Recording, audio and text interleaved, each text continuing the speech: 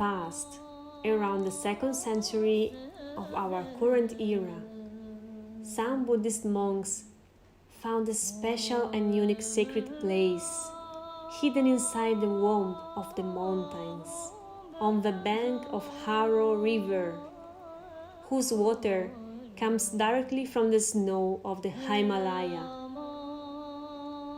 These monks probably came from the ancient school and university of Takshila, today the very busy city of Taxila in the Indus Valley, northeast of Pakistan.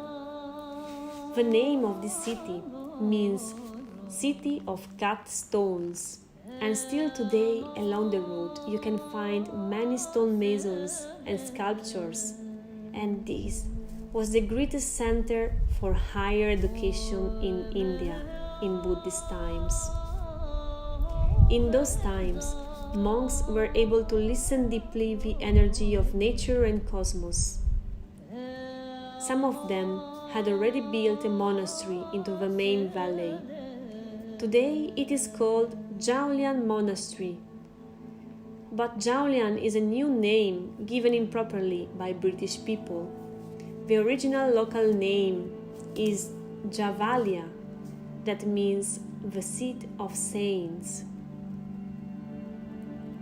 Maybe the first monastery was too much close to the city of Takshila, or maybe the flux of monks was very high in that time, coming from China and Asia.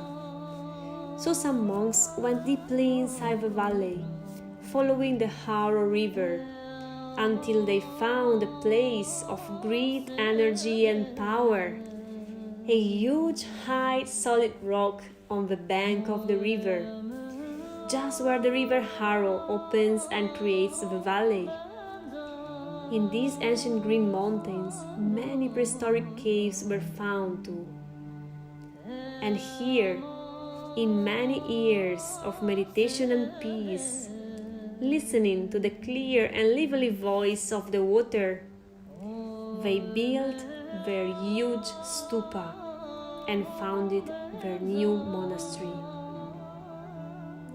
They called it the center of the world, Bhamala, the place of light, the place of splendor, the place of enlightenment. The word Bhama in Sanskrit means light, brightness, giving the name at this sacred place. Stupa is a sacred monument with a powerful symbol and function of transformation. It is the symbol of the mind, and it is a huge antenna collecting and spreading energy all around. The shape of a stupa is pyramidal, guiding our soul towards spiritual liberation from the material world towards pure light. In fact, it is composed of a large base solidly resting on the ground, which gradually becomes more and more thin towards the sky, through steps and changes of level. The base, usually square, represents the earth element. Then gradually the stupa rises, taking the round shapes of the water element, the acute soaring and dancing shapes of the fire element, the increasing subtle forms of air, and therefore the invisible forms of the ether symbolized by the solar disk, often combined with the lunar one.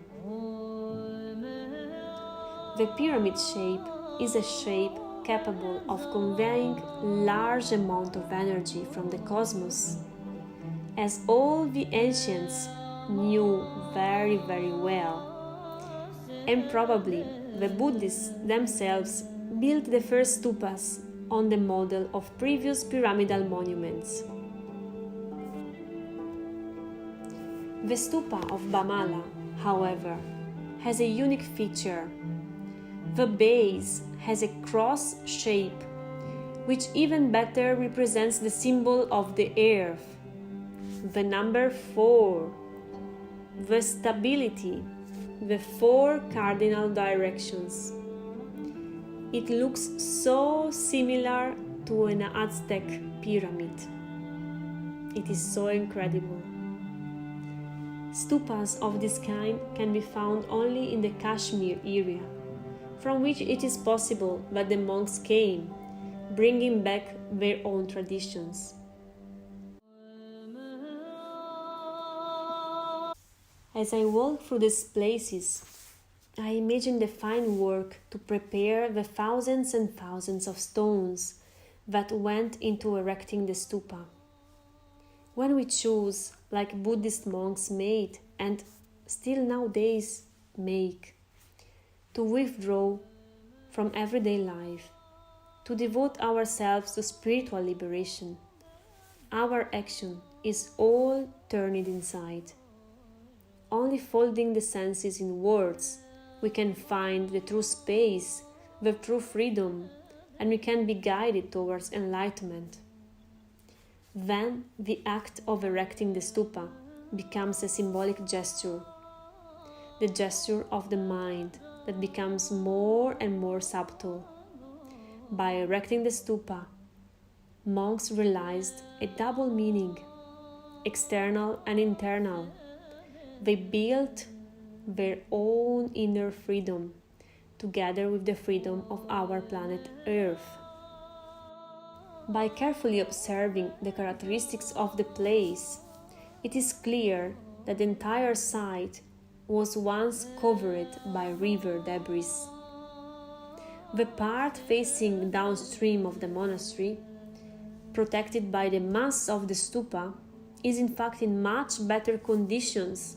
The statues in the niches are still intact even today, if compared instead to the back. And everywhere in the site there are numerous stones with a typical shape smoothed by the water of the river. So what happened to Bhamala? A huge flood of the river must have occurred at one point. During a rapid climate change, the snows of the Himalaya must have melted very quickly, creating a great immense wave of flood of the Haro River, which must have buried the entire complex of the monastery. Perhaps only the top of the stupa emerged from the mud.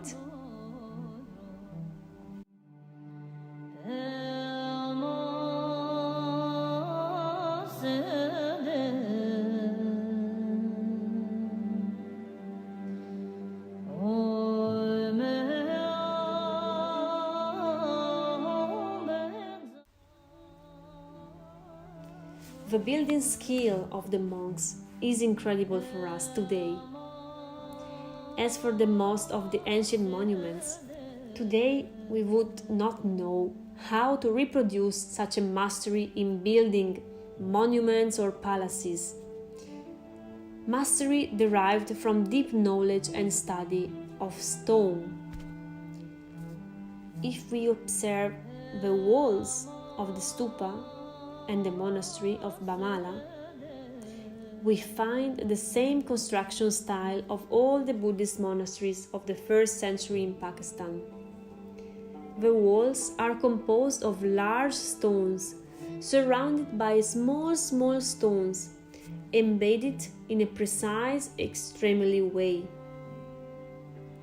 The small stones allowed to contain and safeguard the structure from landslides and oscillations.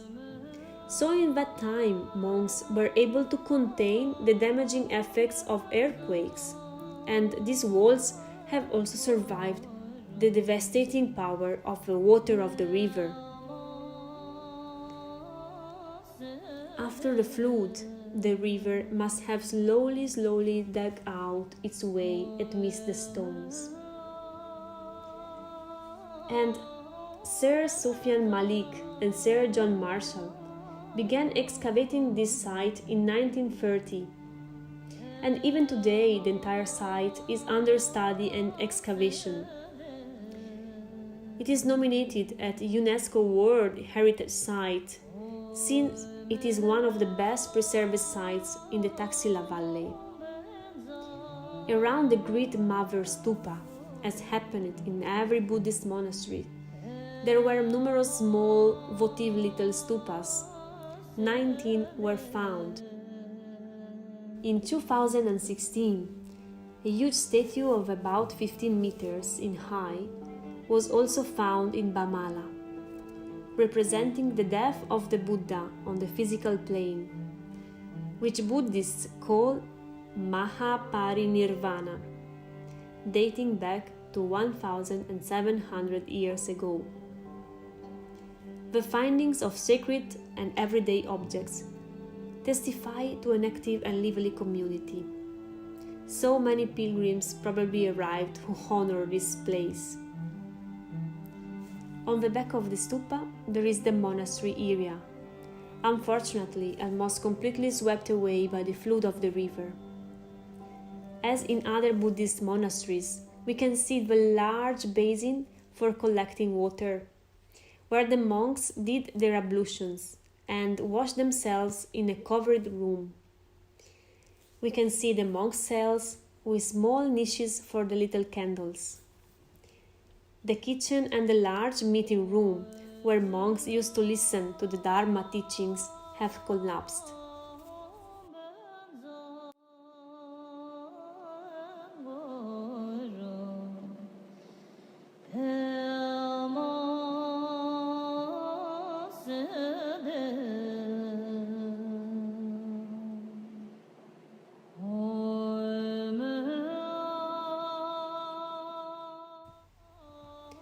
On the other side, instead, protected by the stupa, facing the sunset, there are wonderful small votive statues of the Buddha, which the sunlight reverberates with wonderful colors in the clear winter sky of Pakistan.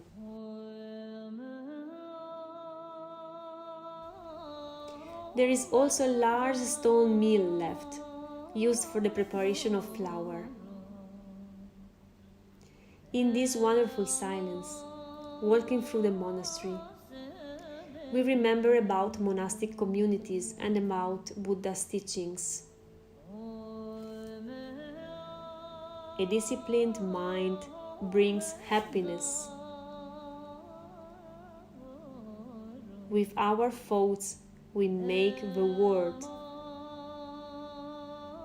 What lies behind us and what lies before us are teeny matters if compared with what lies within us.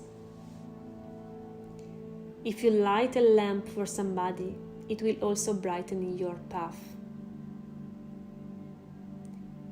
Taking refuge in the Buddha, we commit ourselves to our own capacity for freedom. Taking refuge in the Dharma, we bring the path of awakening to life. Taking refuge in the Sangha, the community, we acknowledge our interconnectedness.